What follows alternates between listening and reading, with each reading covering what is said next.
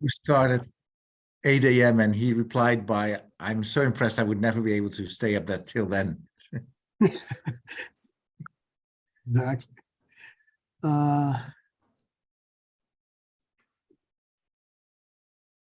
Okay, we're gonna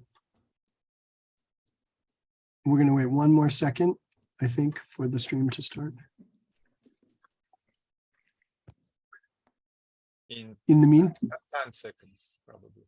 Okay, that's fine. Okay, great. Hi, everybody. Welcome to the 5th and final Distinguished Linguist lecture for the winter NYI, V-NYI number 6. And we are very happy to have an old friend of NYI, Hedde Zeijlstra, with us today from Amsterdam, from his living room, I believe, in Amsterdam, which is a wonderful living room to be in. I wish I was there. And as many of you know, Hedde is a university professor for English philology, which is code for theoretical linguistics, at the Georg August University in Göttingen, where he is part of the linguistics platform. He's mostly interested in the relation between sentence meaning and form, and is particularly well known for work in semantics and syntax semantics interface. There's so many aspects of this work that he's done that I will not mention any of them, because that you can go to his website and see all about that. And it's linked from from the NYI website. So I will not take any more time and just turn it over to Hedde, who's going to tell us about what left-right asymmetries may tell us about syntactic structure building. So please welcome Hedde Zeijlstra. Well, thanks a lot, John, for the intro and the kind words. And indeed, you're correct in everything you said. So yes, what I will do today is talk indeed about left-right asymmetries and what they can tell us about what the relation is between syntactic structure and linearization. And as a starter, what is meant by a left-right asymmetry is where word order seems to not correspond one-on-one on how syntactic structures might be perceived. And to make that very abstract sounding phrase a little bit more concrete, let us look at the asymmetries or symmetries concerning the relative order of subject, objects, and verbs. Now, what we see is a very striking asymmetry between, on the other hand, subject-verb orders, and on the other hand, object-verb orders. In this map of the world, which comes from the walls, there's a lot of blue and a little bit of red. And these reflect subject-verb orders in blue versus verb-subject orders in red. And what you see is that there's a predominant order and a much less predominant order. The predominant order is one where the subject precedes a verb, and a much less predominant order is one where the subject follows a verb. There's also a number of black dots. That's languages where both orders are possible in one way or the other. Now, if you look at the relation object-verb versus verb-object orders, you see much more of a symmetry. That is, you don't need to count them. They have been counted for you. But the number of red dots, which is verb-object languages, is more or less the same as the number of object-verb languages. In fact, if you look at the numbers for SOV versus SVO languages, the two most canonical types of verb-object, object-verb languages, you see that they're more or less around 40%. I see a message in the chat about sending the lectures. John, shall I send you the lectures after the talk? I can even do it right now if it's easier. Yeah, you could put it in the chat right now or send it by email and we'll put it up, whatever you want to do. Let me...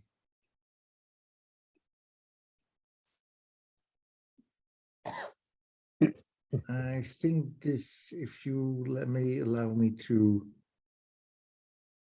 I think,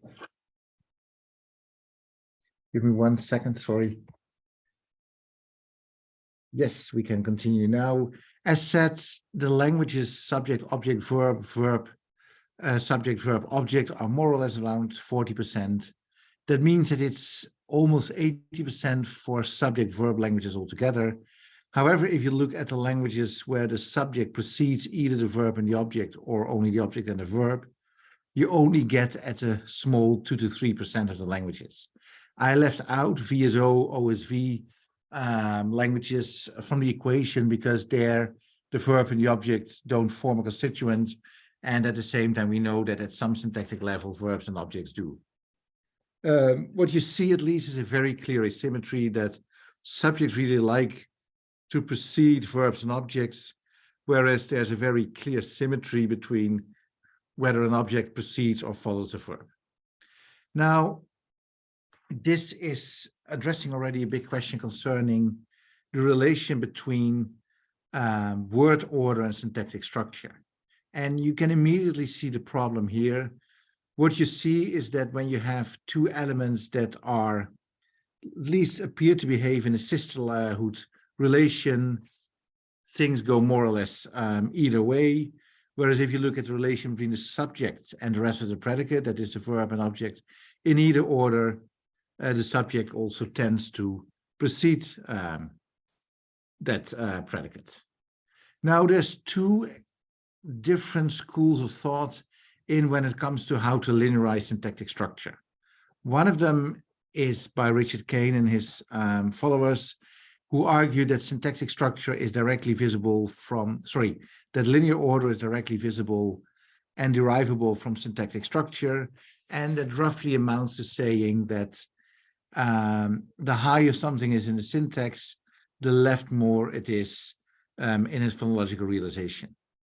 An alternative view, which is due to work by Peter Akkerma, Ad Neleman, and later on also Klaus Abels and Ad Neleman, is that linear order is derived post-syntactically. That is, for every phrase there is, you can either say it is either had final or it is had initial.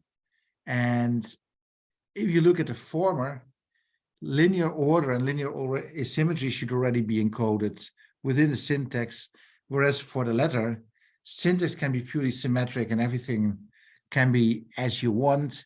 It's only post-syntactically that particular left-right distinctions are determined.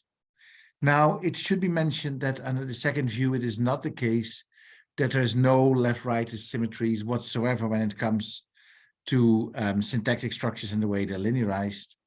Rightward movement under this view is still systematically more constrained than leftward movement, to the extent that even people talk about a ban on rightward movement. That means that under the second approach, every left-right asymmetry should be reducible to rightward movement versus leftward movement, because in all other respects, there should be no difference between them. Now, if you look at the LCA, that is the linear correspondence axiom, or the Kaynian view on syntax, the leftness of subject and the leftness of movement immediately follows. Since subjects take a syntactically higher position in the structure than verbs / objects, it should automatically follow that subjects are more leftward realized in comparison to verbs and objects than rightward. So the map concerning subject-verb, verb-subject asymmetries immediately pleads for Kaynian view on syntax. However, for parameter-based approaches, it's in a way the balance between verbs and objects versus object-verbs that strongly support them. If it's just a matter of whether a VP is had initial or had final and nothing else should matter, you actually predict there to be a 50-50 balance between verb-object and object-verb languages. So for a Kaynian point of view, the balance of verb-object versus object-verb is something that is not explained, but the systematic leftness of subject is something that directly follows. For parameter-based objects, it's exactly the other way around. The 50-50 balance between verb-object, object-verb is something you directly predict, but it's rather mysterious why subjects should be systematically higher than verbs. So we're at a kind of an impasse.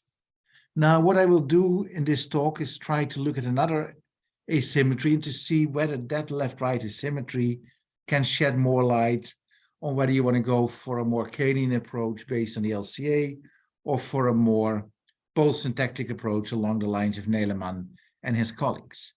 And the asymmetry that I will address in this talk is the so-called final over final condition.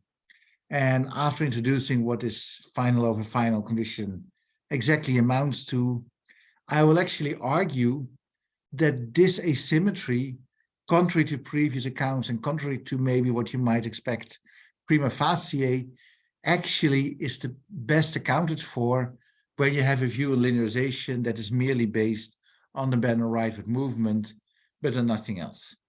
And then as a final part of this talk, I will also argue how maybe this view then can, make us better understand better other known left-right asymmetries, such as the subject-verb object asymmetry that we started with in this talk. Now, what is the final over final condition, abbreviated as FOFC? And if you work long enough in the field, then you can pronounce that without any problems. FOFC goes back to work by Biberauer et al. Stemming from 2014.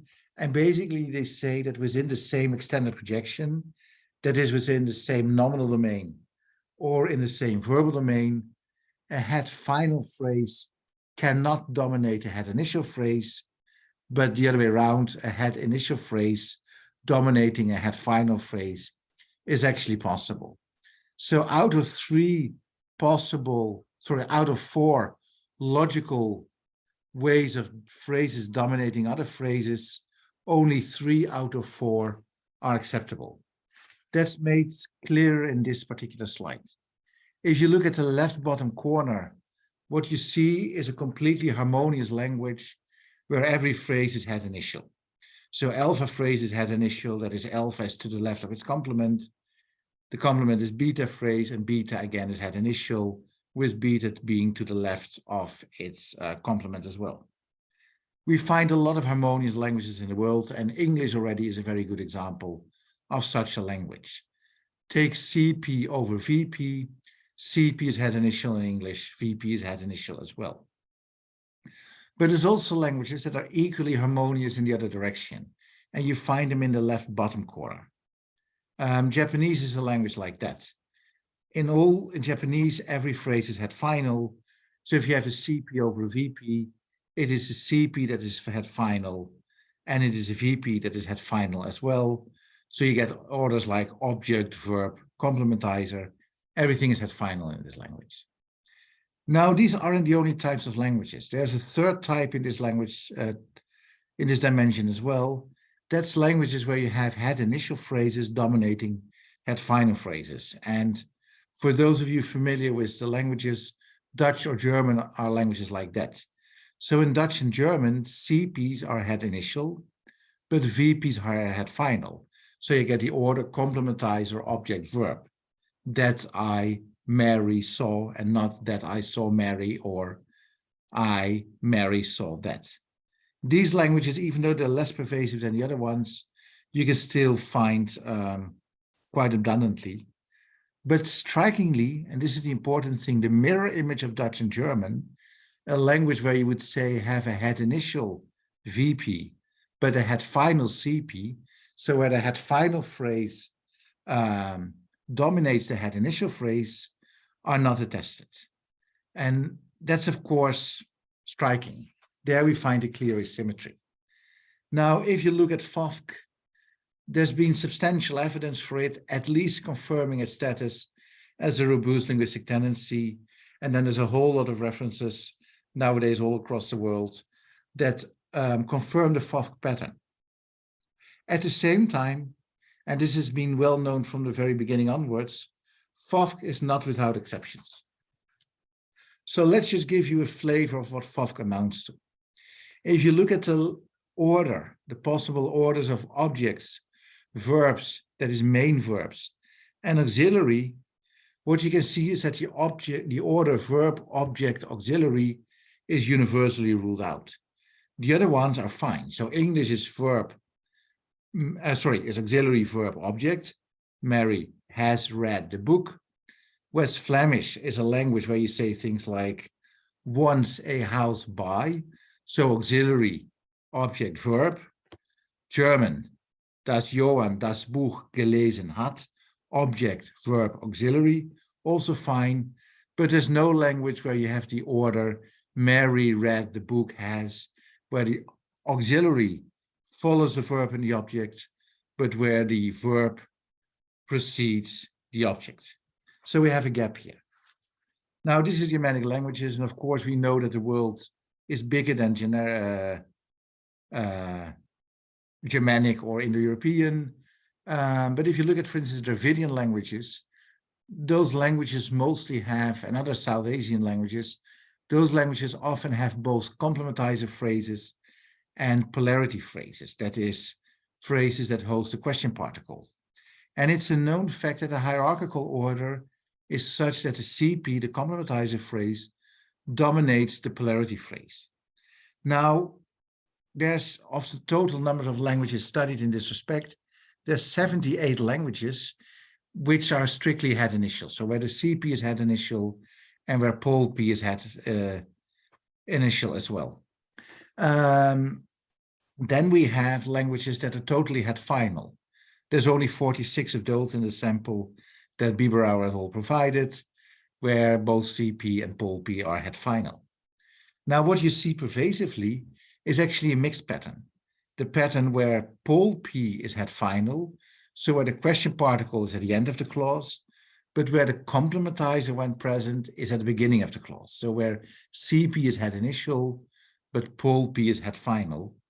And then what you very scarcely attest, if not at all, is the mirror image, where you have a head initial pol P, but a head final CP. And again, this is in line with the FOFC pattern. Now, people even try to expand FOFC to complementation. So here are some examples of German. And as said, German is a language where the verb phrase is head final, but CP is head initial. So you have something like that she, Mary, seen, has, object, verb. Now, if you have a clausal complement in German, all of a sudden what you see is that a clausal complement follows the verb. So you can say something like Edith has said that she, Mary, seen, has.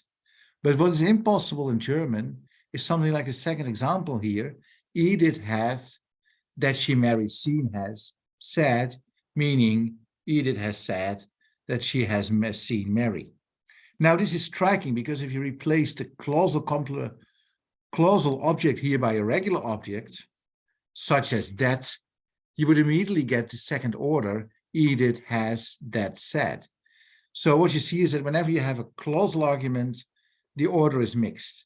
And for people working in the FOFC domain, they say, well, that's fairly obvious, because a clausal complement, a clause belongs to the clausal spine, should, whenever that is dominated by a head final, whenever that is head initial, everything above it must be head initial as well, so also the VP. And this has been given as a third argument of FOFC, though I will argue later on that this may not be the best example of it. Anyways, FOFC has achieved quite a robust status. There's many patterns and languages across the world where the FOFC pattern is present. So at least it's something that calls for an explanation. Now, what Biberauer et al. In their paper from 2014 do is to account for it in terms of the lexical correspondence axiom, the Kaynian view, where actually for Kayne, every base order is head complement, and you only get the mirror image that is a head final order by moving the complement to a higher position. I see in the meantime that there's a number of chats. It's a little bit hard to look at the chats and the slides at the same time. So I may take points of discussion for the Q&A after the talk, if that's okay with you. Now, as a first step, according to Biberauer et al., whenever you have a head initial order, you don't do anything. So if you have the verb and the object, the verb must be realized to the left of the object. If you want to derive a head final order, what you must do in that case is move the object to a higher position than the verb, and then it is automatically linearized to the left of the verb. That is, head initial orders can be base orders, but head final orders must be derived orders. That means you need to have a movement trigger to get the object to the left of the verb. This is the second step in the explanation by Biberauer et al. If you have a head initial order, no movement whatsoever. But if you have a head final order, there is some element on the head, call it a caret, where caret is a joint cover term for either an EPP feature, an edge feature, a phi probe, whatever movement trigger there may be. And then what you get is that the complement, XP, by virtue of this movement triggering feature, moves to the specifier of the head.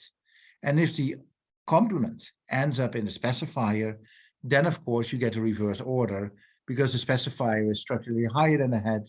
It's no longer a sister, but something that C commands the head. And therefore the specifier must be linearized to the left. And then the third step is actually the innovative part. What they argue is that only a lexical head can have a caret of its own, and the only way that other non-lexical elements, that is every other element within the extended projection, can only inherit a caret from any lower head of it. That means if you start out with a caret, the next phrase may have a caret as well, but it doesn't have to. But whenever some phrase no longer has a caret, nothing higher up can have a caret as well. That means you can only lose a movement triggering feature within an extended projection, but never gain it. Now, if you can only lose a movement triggering feature, but not gain it, within the extended projection, you can go from head final to head initial. That's when you lose the movement triggering feature. But you can never go from head initial to head final, because that would mean that you go from no movement triggering feature to a movement triggering feature, and the latter is impossible. So either you never have a feature in the entire extended projection, that is, you never have a movement triggering feature, then you're a head final language, or you always have it, either you never have it and you're a head initial language, or you always have it and you're a head final language, or you have it in the beginning and you're a head final to some level, and then you lose it and you become head initial, but the other way around, first being head final and then, first being head initial and then final, that is first lacking the feature and then having it is impossible. Now, of course, this proposal has received a fair amount of criticisms, both from the theoretical and the empirical side. Theoretically, there's several problems that this analysis suffers from, partially because of the LCA being subject to various problems as well. Now, apart from that, what we see is that there's one particular class of empirical counterexamples to FOFC involving so-called particles, where you can have a VO order followed by a particle. Let's go through the types of problems in detail. And I will focus here more on the empirical problems, because ultimately those are the ones that should change or not change theories. The first one says, well, if head final orders are the result of movement of a complement to a specifier, and since Kayne also argues that you can only have one specifier per phrase, then you have a problem with, for instance, little vp. If you have a little vp where the external argument is base generated in the specifier is already occupied, so nothing can move into the specifier position, and therefore everything else above it, like TP, should not be allowed to have something moved into its specifier either, because there's no longer a movement diacritic available on little v, and therefore nothing above little vp. However, we know that head final TPs and CPs exist. This is a problem for the exact way that Biberauer et al. Implement their explanation of FOFC within the Kaynian framework. That doesn't mean that there would be other ways, slightly more complicated ways to implement it, but at least in their very own way of implementing their proposal, this is a problem, because it would predict that in any head final language, every specifier must be the result of movement, and you cannot have material base generated in specifiers. A related problem has been pointed out by Klaus Abels already in 2003, following work by other people, including Kleanthus Groman, who basically refer to something known as anti-locality and say, well, we know from a variety of other phenomena that complements cannot move to their direct specifiers. That's too close a step of movement, which is called anti-locality. That's simply not allowed. All of these things are, of course, repairable, but not, or at least problematic for the version by Biberauer at all. A more fundamental problem is actually the third assumption they make, namely that you can only inherit a movement triggering feature from a phrase below and not have it on your own. What would it mean that only verbs and nouns can be endowed with feature triggering, movement triggering features, and not that any other functional head could have such a feature on its own? And that's something that Biberauer and Oldievan explained, but actually is a big question. Now let's focus to the empirical side. What we see is that there's a class of counterexamples to FOFC. It's a large class, there's many examples that you can attest, and they all have the same footprint, namely that you have particles, morphophonologically independent elements that in many languages that are VO languages may appear in clause final position. Now, to come back to the original question, what FOFC amounts to is that if you have a head initial phrase in an extended projection, such as a verb object or that VP, then everything above must be head initial. And then you cannot have all kinds of particles heading phrases of their own where these heads appear to the right of their complements. That's simply forbidden. Whenever you have VO, you expect every other higher head to be head initial as well. But what you see, for instance, in Mandarin Chinese is that in questions, you can have a question particle, here ma pronounced in a particular way, in a clause final position, even though Mandarin is a VO language. And it's not only Mandarin Chinese that is like that, many languages are like that. There's at least 154 languages that are tested that have a so-called verb object question particle order. Lagwan is another language that I have an example from on this particular slide. The same can also be found with so-called tense aspect mood particles or tense aspect modal particles, of which we have two examples here from Mamuye and from Lao. In Mamuye, there's a future or an immediate future particle at the very end of the clause, even though, again, Mamuye is a clear VO language. And in Lao, if you want to say something like she can speak Lao or the language Lao, you have the VO order speak language Lao, followed by the modal particle dar. That means that, again, you have a clause final particle in the VO language. And then there's negation, which has always been an old hobby of mine, where, and this again happens in a lot of languages, mostly Australian or Oceanic languages and African languages, where you have a sentence final negative particle, even though the language is VO. Again, Lagwan, a VO language, has clause final particles for negation, and the same holds for Madi, where again the negation is at the end of the sentence. Now, of course, what you could say is try to rule out these particles.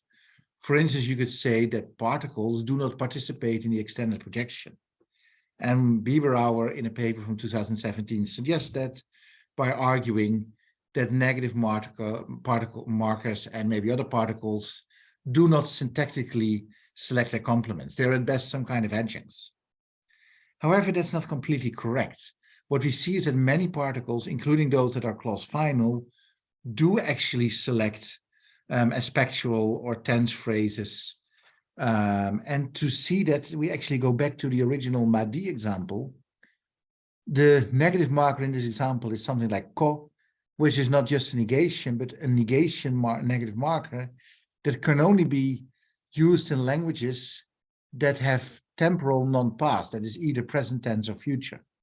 That means that the negative particle arguably selects the T head, which must then be encoded for being non-passed, which in turn selects the VP. But this shows that the negative head is crucially related to the features on the tense head, which means that they're not some kind of an adjunct. Also, we see that there's lots of languages that have very flexible particles. So in Vietnamese, there's a particular particle that you would pronounce if it's literally pronounced duroc. I cannot pronounce it in Vietnamese, which can appear in various positions in the sentence. And sometimes it gets in a spectral reading, as in the first example. Sometimes it gets in deontic reading, as in the second example. And then in the third example, where duroc is in clause final position, it can either have an epistemic or an ablative reading. So in a particular example, it can either mean that Quang may buy a house or that he is able to buy a house. This is an example, and Biberauer uses this to show that those particles can be very flexible and therefore should be perceived as more adjunct-like than being really realizations of heads and extended projection. But as Mitchell-Irwine has shown, this particle duroc can only modify any verbal phrase or any phrase in the verbal extended projection and never a nominal element. But that means that in one way or the other, it selects something that is part of the extended projection, that is the verbal extended projection, and therefore it does select something verb-like. So to say that duroc, even though it's one of the most flexible particles we're aware of, does not select its complement is too far stretched. So this first possible solution doesn't really work. The second solution, which actually by Mitchell-Irwine, who I mentioned already earlier, is that maybe there's a correlation to causality. Maybe it's only the spell-out domains of phase heads like little v or c that are FOFC exempt. And the reason is that that for Irwine, it's only spell-out domains that are subject to FOFC. And then whenever you start a new phase head, you start a new spell-out domain. So then you can play all over again. It's not a big problem if you're head final over head initial, if the head final Aleph phrase is part of a higher phase or a higher spell-out domain than the lower head initial phrase. If Irwine is correct, what it would mean is that only phase heads, such as little v or c, and maybe some more, can be FOFC exempt. But if you look at the kind of particles that are FOFC exempt, it's actually not c and little v elements, but rather elements that appear in between them, like t, like neck, like mod, like mood. Moreover, nowadays there's lots of unclarity whether elements like little v are actually phasal at all. I mean, there's much of debate about that, including some of my own contributions. So I will not say that I'm right here, but at least there is a controversy. So where do we stand? What we see is that FOFC is a robust generalization, but at the same time, particles are pervasively FOFC exempt. That means that any account of FOFC should not try to explain those particles away, but should be an account that accounts both for the attested FOFC patterns and for the exceptionality by particles. And that would then, such an account should then not be subject to the kind of empirical problems that are found both empirically and theoretically. Now, before I propose my own proposal, I would want to say a little bit about existing explanations for FOFC that are proposed in different terms that is not fully based on the lexical correspondence axiom. For one, John Hawkins has already argued much before that there's all kinds of functional preferences for being harmonious, and that even the FOFC obeying this harmony is still functionally preferable over the FOFC violating this harmony. But at the same time, we see that it's not correct that every language always wants to be harmonious. Recall the CP over pol P patterns that we saw before. It was actually the disharmonic head initial CP over head final pol P that was the type of language that was mostly attested, 82 times of the entire language sample. Joy Phillip, in her thesis from 2013, has actually argued that there may not be such a thing as FOFC. She says what FOFC amounts to is the result of something as the Hedde final filter that says that complementizers always want to be adjacent to a verb, at least in Hedde final VP languages. And then she says, well, this only allows 3 types of languages, one where that are listed below, where irrespective of whether the verb is Hedde initial or Hedde final, the complementizer must be attached to it. And under this proposal, a language like the mirror image of German, where you would have a Hedde initials, where you would have a Hedde initial VP, but a Hedde final CP, where the order would be verb, object, verb, complementizer, verb, object, where the order would be verb, verb, object, complementizer for a verb that selects an embedded clause, would be independently ruled out. Now, Philip is completely right in that the Hedde final filter indeed rules out the mirror image of German when it comes to complement clauses, but she doesn't rule out any of the other FOFC patterns that were also found. So this approach is in that sense, in a way, too weak as well. For instance, the VOX orders or C-pol-TP orders that we discussed before would be in all possible configurations fine. So where do we stand? Where we stand, I think, is that FOFC is to a very large extent an adequate empirical observation. At the same time, particles do form a genuine class of counterexamples to FOFC. At the third conclusion so far is that the Biberauer et al. Explanation for FOFC faces, next to the empirical problems mentioned before, also several theoretical problems. And finally, the existing alternative explanations to FOFC are problematic as well. So taking stock here, what I would suggest is to go back to the very, two views on language that we started out this presentation with, namely the LCA versus the view that it's only movement that is leftward and everything else is fine within syntax, and it's only at the post-syntactic level that is determined whether a phrase is Hedde final or Hedde initial. Now, what I will do is apply this particular approach and see what the result is when you apply it to FOFC. And then what we'll actually see is that this approach predicts particles to be FOFC exempt. And actually that even if you look at the attested asymmetry between subject-verb versus object-verb orderings, that this view, despite what you may expect, actually makes better predictions. What we will see here, and there's some irony in that, is that a view that takes syntax to be completely symmetric, that for every configuration you have in syntax, the mirror configuration would be fine as well, actually predicts certain left-right asymmetries to exist, provided that movement is indeed generally leftward oriented. So what again is this particular second view? Well, it basically says it's syntax that is completely blind to leftward or rightwardness. Heads need to be linearized before or after their complement, and that is determined post-syntactically. The only thing that we have is that rightward movement is very heavily constrained and mostly ruled out in configurations where leftward movement is fine. And the result of that for Neleman and his collaborators is actually extra grammatical in nature.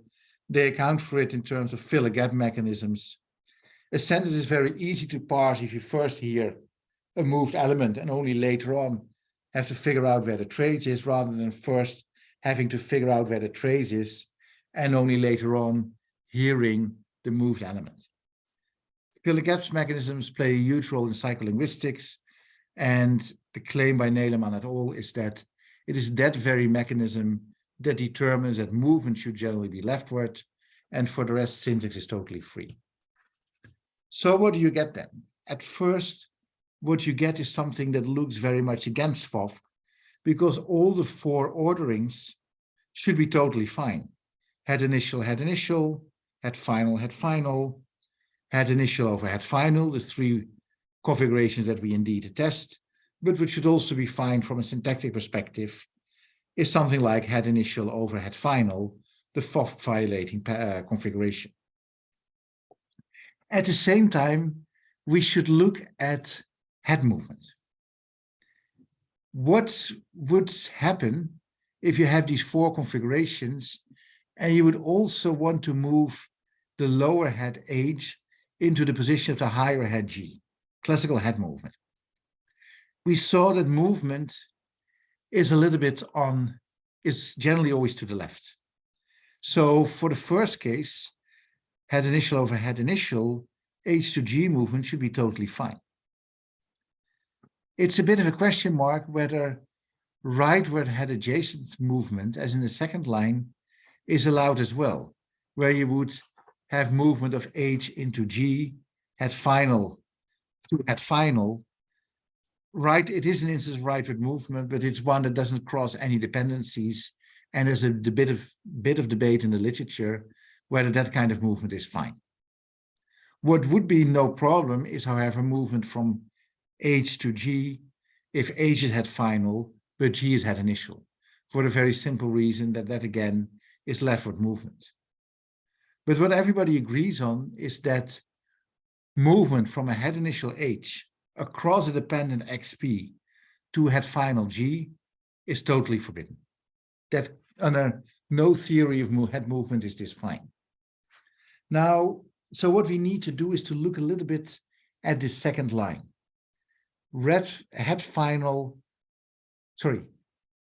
String adjacent rightward head movement. Is that possible or not? Some people have argued yes, other people have argued not. But the people who say yes say head movement is only fine when it doesn't cross any dependency. So when it is adjacent.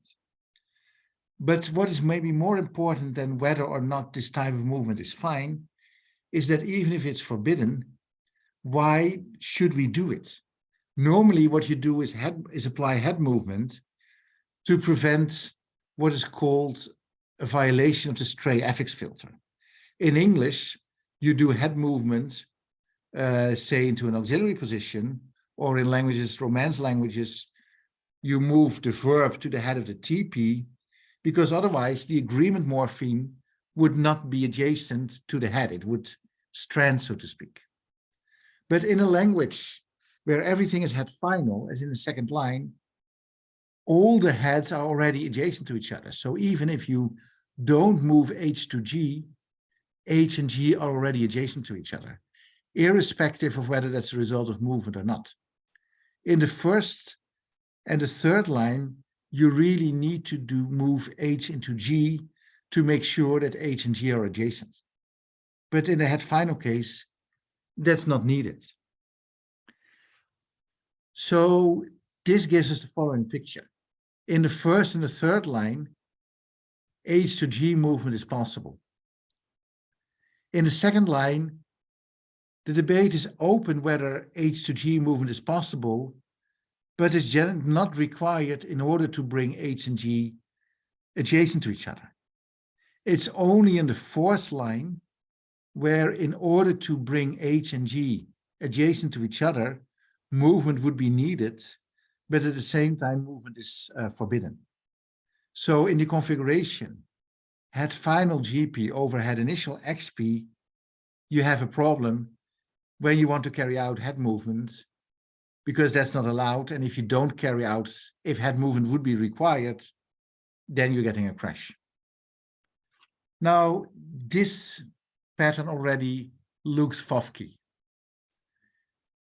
What we actually get is that the FOFC pattern emerges in those cases where the lower head H, in one way or the other, sometimes move to the higher position of the higher head G.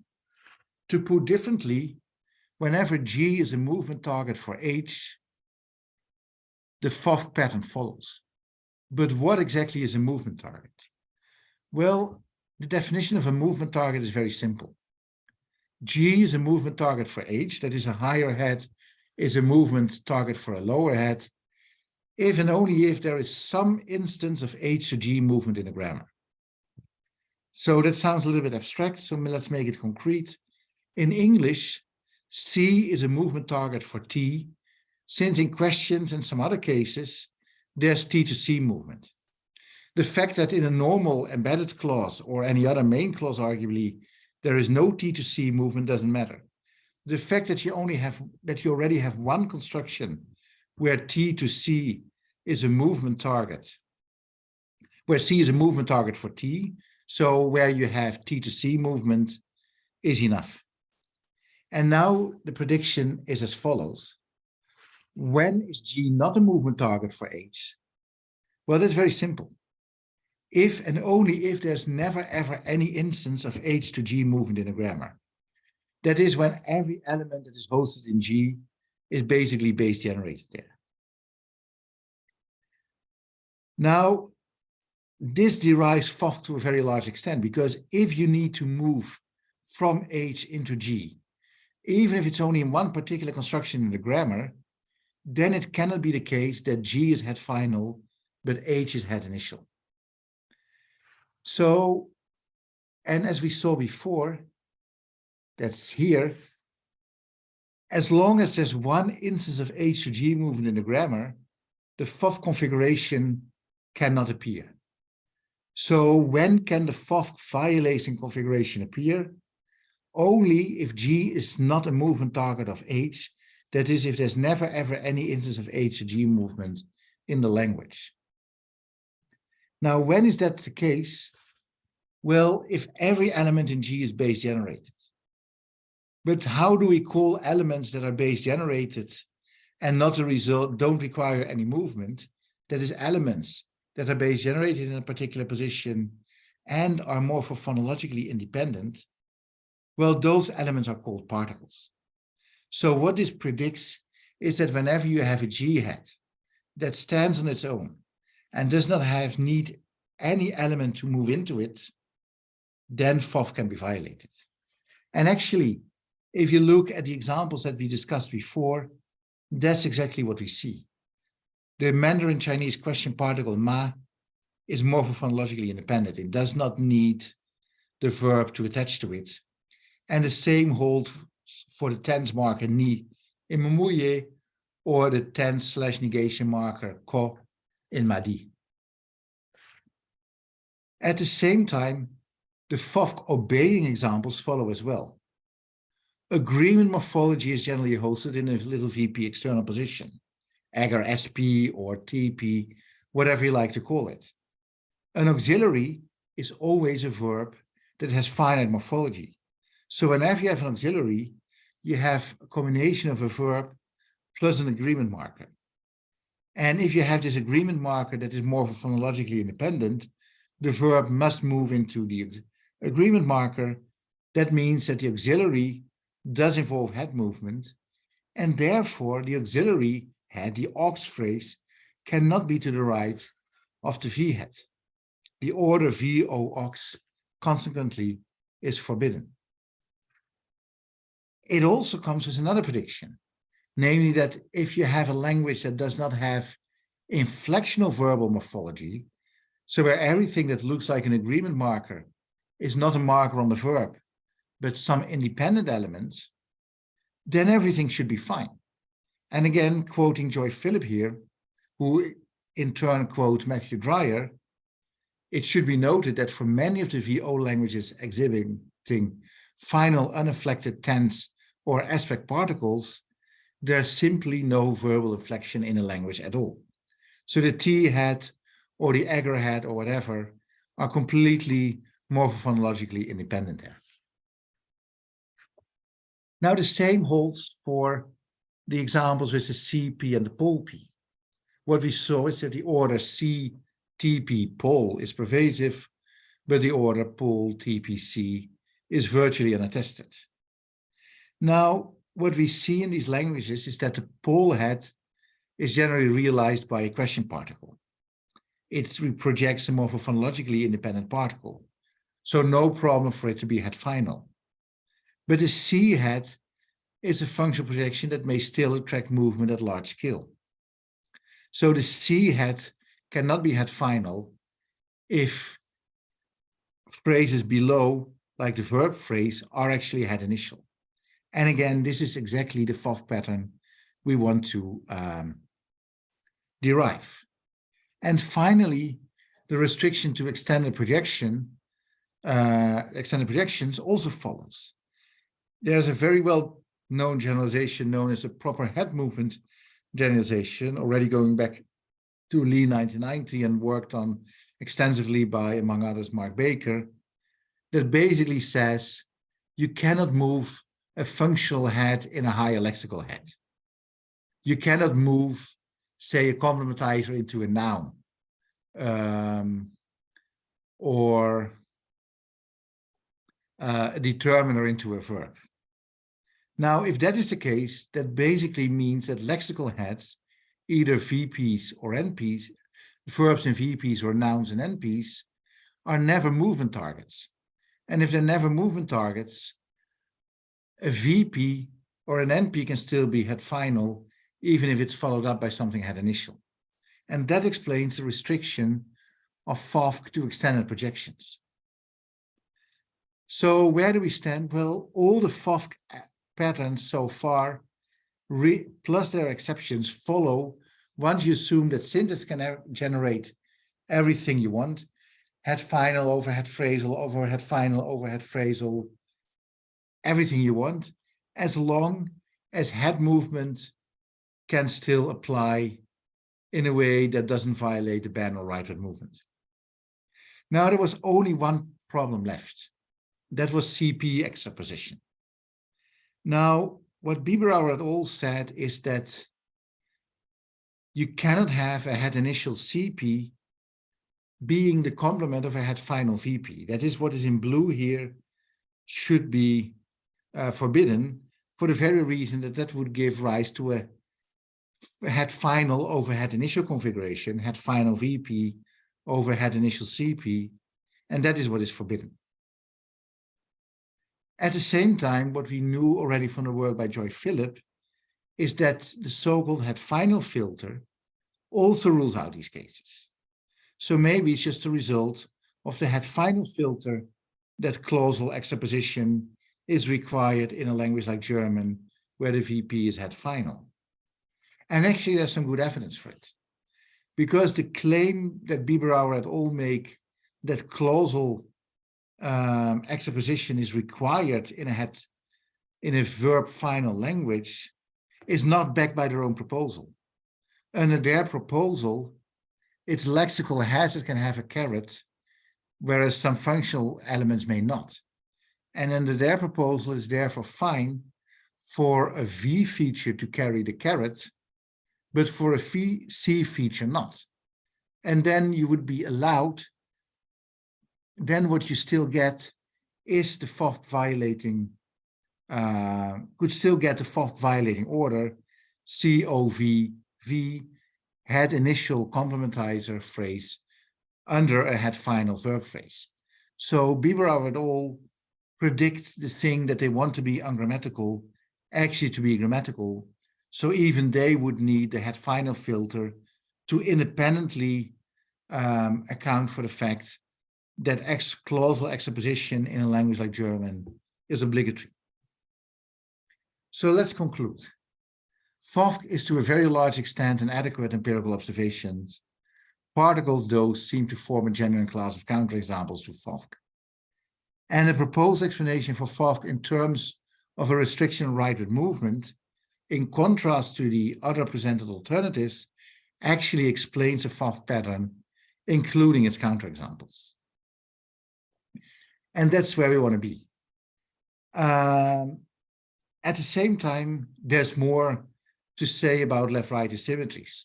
For instance, the cases concerning subject, verb, and object-verb orders. So here we go back to one of the first slides. Crucially, the order of verb object, VO or OV, is more or less balanced. At the same time, subjects are pervasively appearing in a position to the left of the verb and not the other way around. Wrong button. So what this tells us is, again, that we have another kind of asymmetry to account for, one that could maybe follow from the LCA, one that could also follow from the post-syntactic parameter perspective. Now, as said before, the post-syntactic parameter perspective clearly derives the fact that OV and VO orders are in balance. It doesn't say anything about subject orderings. Why couldn't the subject, that is the specifier of a verb phrase of some sort, not be linearized to the right of its head? Well, at the same time, subjects are in one way or the other special. And in many, many languages, including languages that most of you speak and that I speak, subjects generally tend to move to a higher position. It is very common for a subject to move either from the specifier position of a little VP or from the object position of a big VP, for instance, for unaccusative verbs or in passives, to a position that is, say, the specifier of the TP. But if that is the case, then a subject position is generally a movement target. Even if in a language subjects don't always move to a higher position, as long as they sometimes do, then that higher subject position must be a position to the left of the VP. And in fact, with one possible exception, virtually every specifier position is a landing site for movement. The only exception that we don't need to talk about long, because other things may be at stake, is the specifier position of little VP, but virtually all other specifier positions in a language, take spec CP, that is a landing site for WH movement, or spec TP, that is a landing site for subjects, are all movement targets. And if positions that are movement targets must be to the left of their base positions, and if the canonical subject position in a language is a movement target, then what you predict is that the canonical subject position, if not every specifier position there is, always ends up being on the left. And that means that the banner rightward movement may also account for the leftness or the strong leftward preference of subjects and other specifiers, where at the same time objects can just stay in the base position, and then VO and OV or V or both VO and OV orders should be possible. At the same time, we know that adjuncts, which can appear both to the left and to the right, are generally base generated positions and never derived positions. You don't move into an adjunct. I mean, adjuncts are islands, so that would be hard anyways.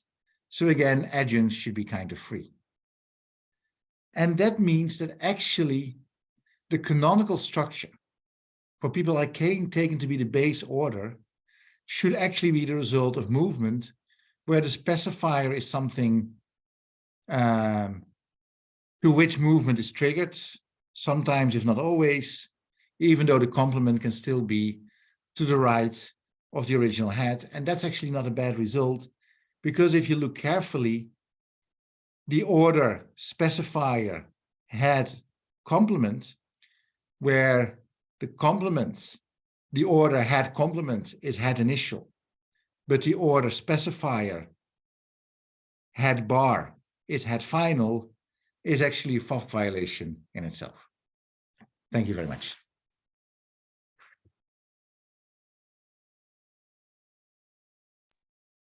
Thank you, Hedde. Thank you. There have been some comments in the chat, but I think the best way to go is that if people are willing to just put their hands up and bring it out with voice, that would be great. And please put your cameras back on for the discussion. And if you would like us to read it out from the chat, we can do that, but it would be great to hear from you. So feel free.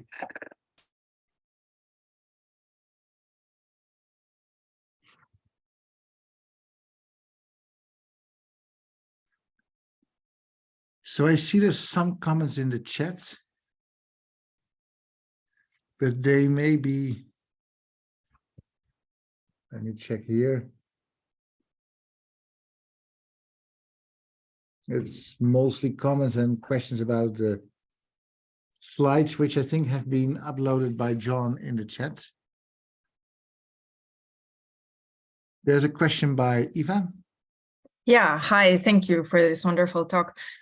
So I have a question. I always wonder with these big typological tables, they usually show preferences, right? And then there are a couple of languages that show the dispreferred pattern, but that still exist.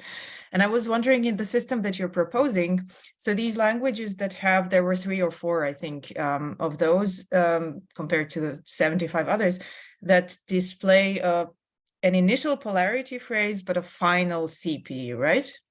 Yeah. So that's the dispreferred pattern.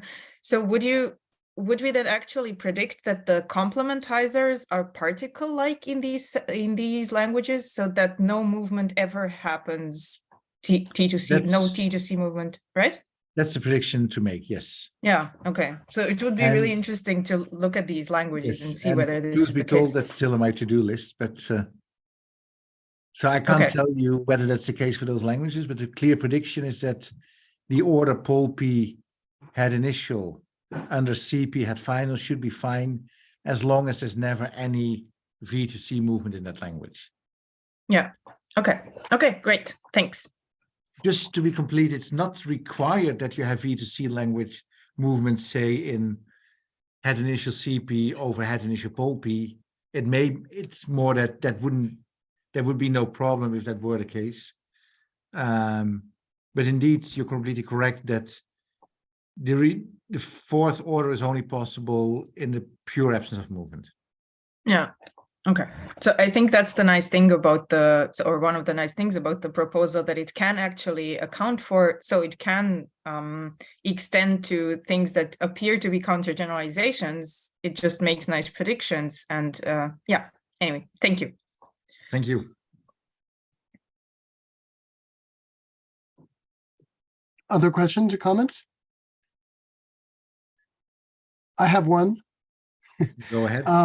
Yeah, thanks, Hedde. It's really interesting. Actually, I have 2. But with respect to, so this leaves us, assuming that this is the correct world, this leaves us in terms of acquisition of possible directionality of head complement relations. I think you said at some point towards the end, totally free. Is that so that the patterns that emerge are not about setting a parameter of directionality in any cases? Is that correct? For base orders. So all 4 base orders should be possible. That is, should be Combos. learnable.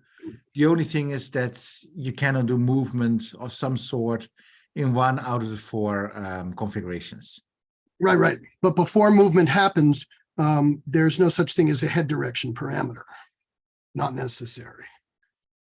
No, I mean, not like in general, everything is had final or everything is had initial. You determine per phrase whether it's had initial or had final.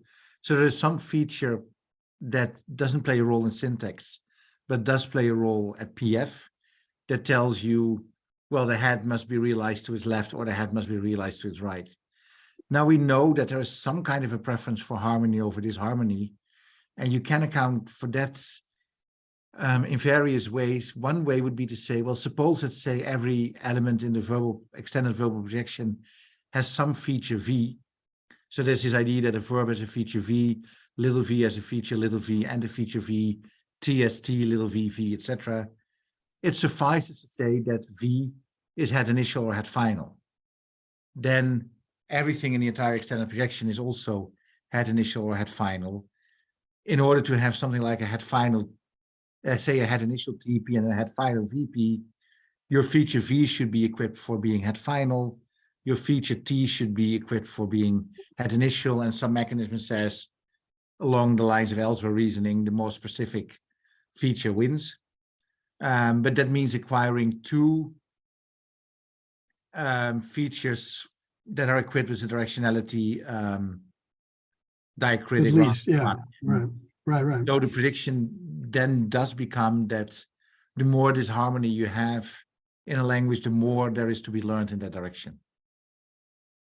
And the fact that children, I mean, one of the arguments, and I'm not a proponent of everything being head initial, but I think in apparently mixed languages like German and Dutch, you have to have access to the subordinate clause to see the actual order and set it in acquisition. And then there's acquisition people who say that children don't have access to the subordinate clause. Yeah, what is it? Degree zero learnability. Yeah. I mean, there's also other cues or signposts in the terms That's of the data. yeah, I was wondering. That for a child acquiring Dutch or German already show that actually VP has had final and not had initial. Children remarkably already, when they utter root infinitives, reflect the original VP parameter. So Dutch children know from the very onset that the VP is OV, and it's only later on when they acquire movement that they can do all the mirror images or all the derived orders. So that fits in line with saying that syntax as such is blunt, and it's only a matter of what kind of post-syntactically active diacritics you can acquire, in what way, when you derive the ultimate setting, and that only becomes relevant when you have movement.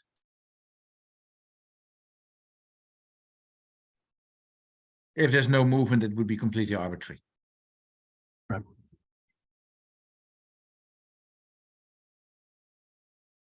I think there's something in the chat. Piotr, do you want to bring it to voice, or shall we read it for you? Or can't speak. Okay.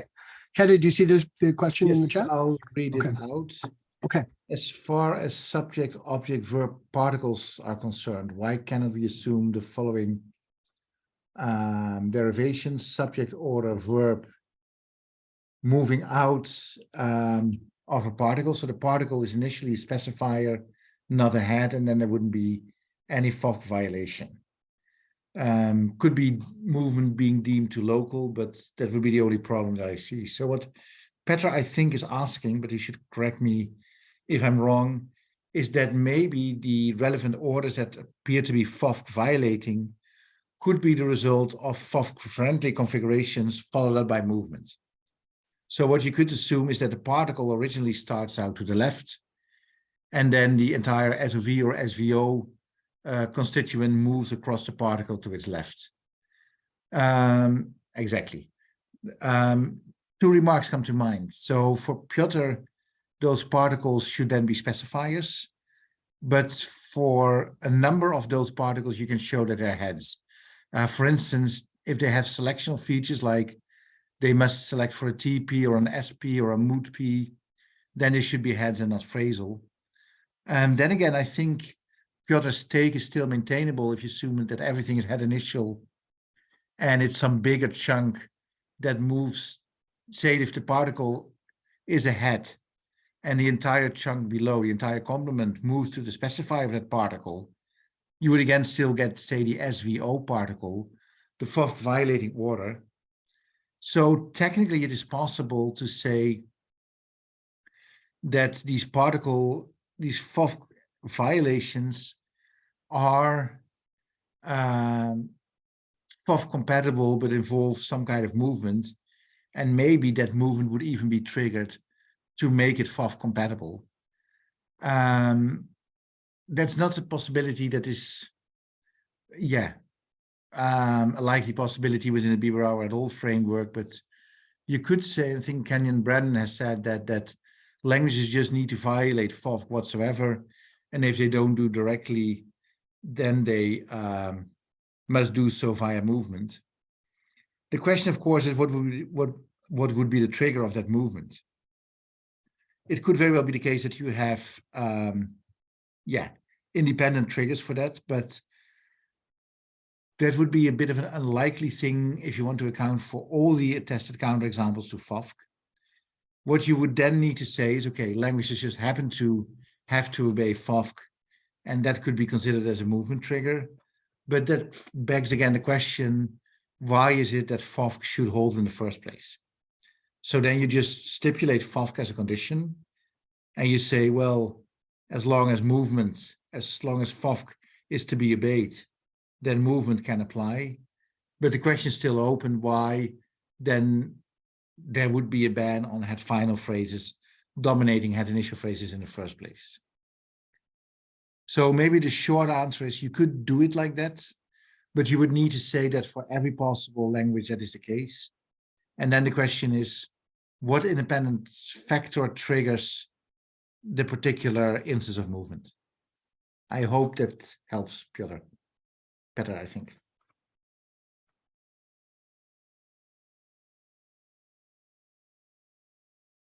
Yeah, and then Peter suggests a silent head, which could be the selector, and then keep the particle as a specifier. Nice try. Morphophonology might play a role as well. So generally specifiers are morphophonologically richer than heads. So if there are affixes, they should be head-like, and most, well, particles still are very short in general. So they're head-like in that sense, but sure, you could go that way. I'm not ruling out that as a configuration. Other questions, if there are any? I think Patricia and Eva. Let's first do Patricia and then Eva. So just kind of a question about, so recently I had a chance to look at the Tibeto-Burman language Karen. And so Karen is part of a language family to which the Kuki-Chin languages also belong. They're all strictly head final, except for Karen, which is head initial everywhere except it has a final polarity phrase. So I thought that was really interesting. So maybe another interesting, I mean, my only point is maybe an interesting area to look is also at the kind of diachronic differences between languages. So it changed into a FOFC violating system because you have, you know, it's VO, but polarity final. Yes, that's a very good remark. And there has been some work done in this respect also by Paul Kiparski, I think. So what we see is that there's language changes that occur in one direction, but not the other. And it differs from whether you go bottom up the tree or top down.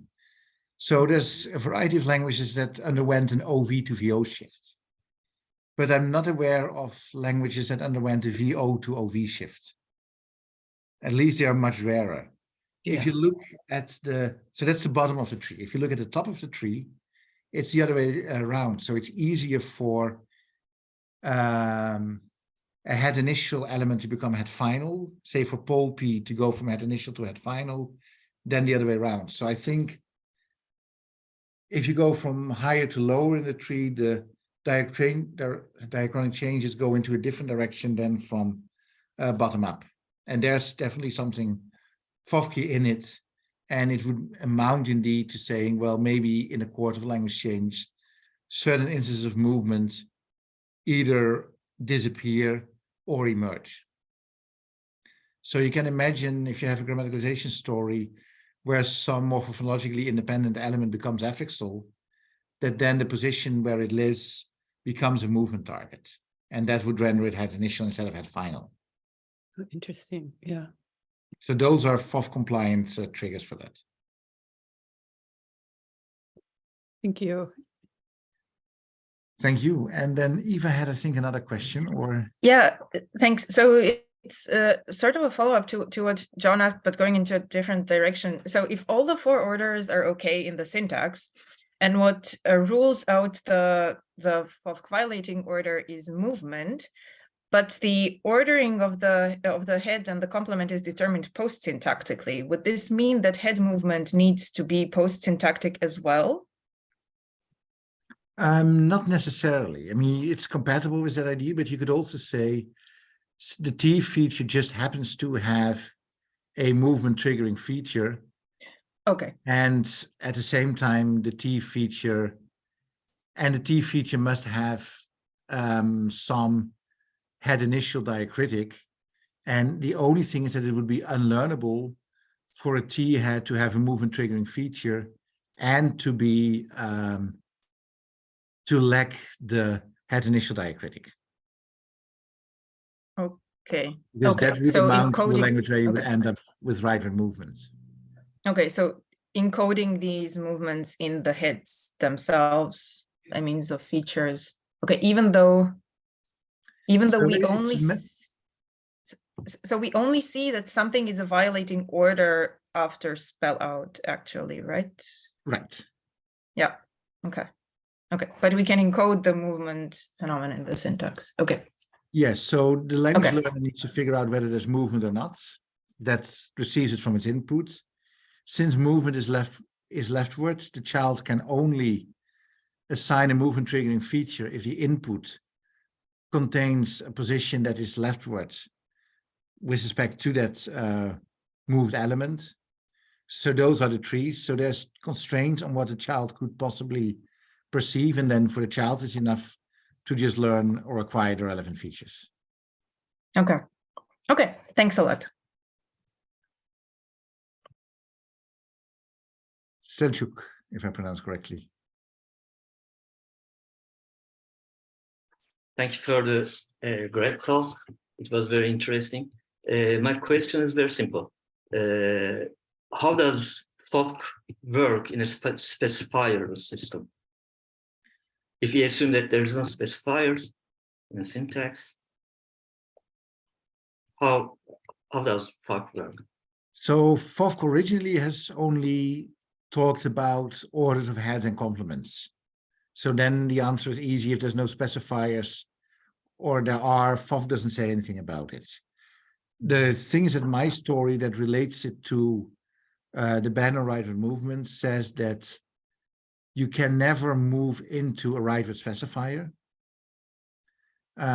So that means that whenever you have a specifier that is a movement target, that specifier must be leftward. So concretely, what I predicted in a language that is a VOS language or an OVS language, those very rare examples, that subjects don't move to a higher position but stay in C2. Or that some other instance of, something else is going on, but that they cannot be, you cannot be a VOS base order if the subject moves into a higher specifier. Thank you. I hope this helps. Thanks.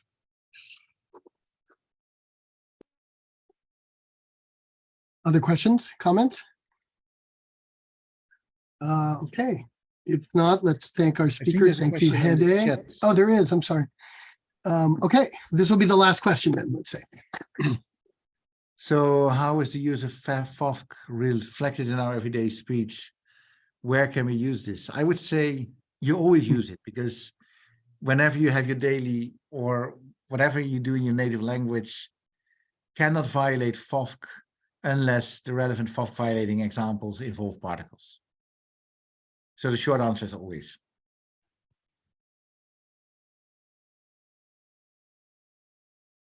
Something that's always true. That's a good way to end. Thank you, Hedde. We will post the slides for everybody so they can take a look at it. This was a wonderful end to this series. Already done. I posted them. I posted it. Okay, thank you so much. Great. Thank you for all your questions and for attending, and hope to see